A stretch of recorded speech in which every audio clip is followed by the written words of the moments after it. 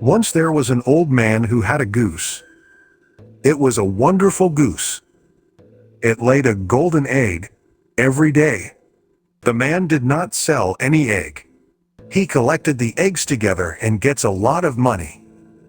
He thought the goose's body must be full of golden eggs.